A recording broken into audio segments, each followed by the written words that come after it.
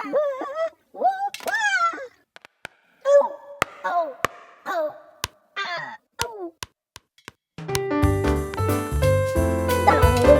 now, it's time for another Dice Tower review with Tom Vasel.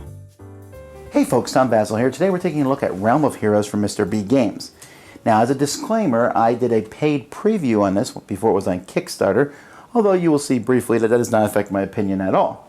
Realm of Heroes is an abstract strategy style game. You have knights and wizards and sorcerers and peasants all fighting each other, but that's kind of a theme. Instead, it's more of a control different areas on a board. Try to make your colors grow stronger and make quick, decisive decisions by sliding pieces. Let me show you.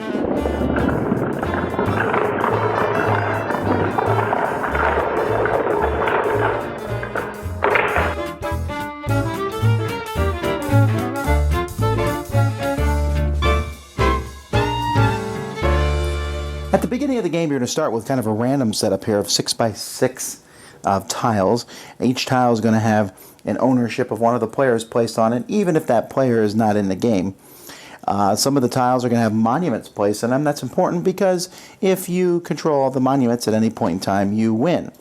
Players are going to start with a tower on the board and also a leader of their color who has a strength of 1. And then the game gets ready to go. So on your turn, you're going to check to see if a plague spreads, if there's ever a dead guy on the board that starts spreading. So you want to get rid of, dead guys. You also must check for support. Let's say, for example, I have a warrior here. So this warrior, who has a strength of 4, he needs an area on the board that's 4 or greater. So here's a yellow area that has 5 in it. So he would be fine. Well, but if he and the peasant were here, the peasant's 2, that's 6. So they would both instantly die. So you have to be careful to make sure that your areas help your people. Now, after you check for support, you get an action. You can place another tower on the board, as long as you have 2 or less buildings. You can upgrade a building to either a castle or to a wizard's keep. You can put out a peasant on the board.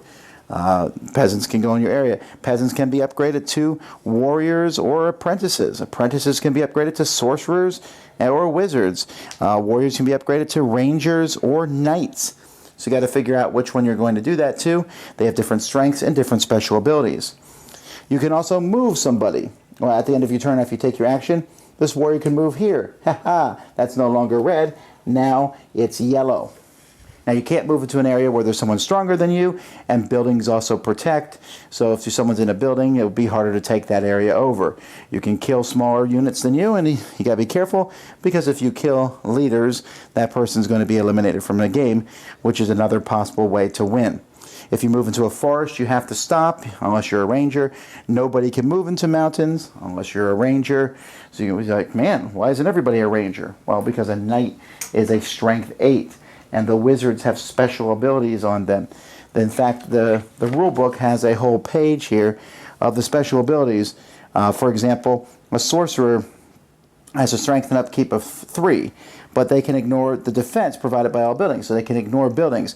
Wizards here can conquer enemy tiles adjacent to them as long as it's less than the strength of the wizard. They can do all the tiles next to them, so wizards are pretty powerful in that regard.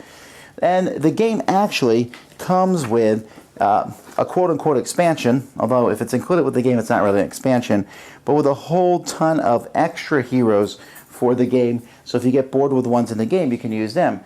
Like here we have a champion, a guardian, and a paladin.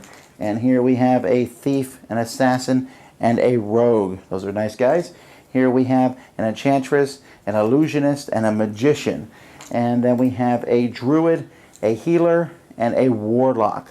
So there's different ones that you can use over the course of the game. What you're trying to do is you're trying to maneuver to keep your leader from getting killed. You know what I mean? Because you can move into it, but as soon as you move into another color, then you're captured. Then you have to stop. So you might want to you have to keep your leader safe.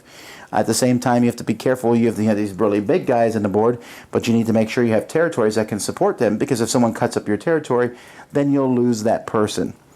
And that's the way the game works. You check support, check plagues, take an action, and then move, and keep doing it until someone has all the monuments, or until you've eliminated all the other players. Now, I think that there are going to be people out there who like this game. Folks who like very thoughtful, strategic games. I am not one of those people. I don't really enjoy this game because I find it just boring. I understand what the game is trying to do. You're trying to get different pieces and upgrade those and make sure you have enough support and go after this. And all that sounds kind of neat, but in reality, it just isn't very interesting. Yeah, I can see the tension of okay, I want to add this piece and add that piece, and I'm going to go this direction, but if I go over here, they might come here and cut my kingdom in half. And there's a little bit of that, but I just don't see that's a very big audience. And most of the people, well, I haven't played it with anybody who likes it, but I'm sure they're out there. And I think the game's look doesn't help either. The box cover's okay, but the game itself, the artwork is nice for these, but it's small. The board itself is bland. It's just a blob of red, yellow, blue, and purple, and it hammers home the point that this is an abstract game. We got it, okay? It's an abstract game, but then you're always having to check and see what the special abilities for different people are, and you finally get someone cool, and their support's wiped out, and that kind of leads me to a point of I believe the game is not so fun when you're constantly just feeling like you're constantly coming back from behind. And once one player gets ahead by a pretty large margin, it's difficult to take them out. And yes, I'm sure that it's possible. Person who's going to email me and tell me that even when they're about to be defeated, they can take me out. You are smarter than I am, I'm sure, but I don't think I can do it. So it's a very difficult process. So I don't think the game is a bad one. I think that there's a group of people who will enjoy it, and it does handle 2 people well and 4 people a little bit more chaotic, and there's a level of tension there. But I just never was really that involved with it. The theme is kind of useless to me, and well, that's that. Dice Tower Judgment, boring. Thanks so much for watching the Dice Tower videos. Find more great videos and reviews, as well as our top-rated audio podcast at Dicetower.com. You can also find other great shows at Dicetowernetwork.com. I'm Eric Summerer, and you've been watching The Dice Tower. The Dice Tower is sponsored by Cool Stuff Inc., where you can find great games for great prices. Cool stuff in stock. Check them out at CoolStuffInc.com. Hörru, stäng dörren!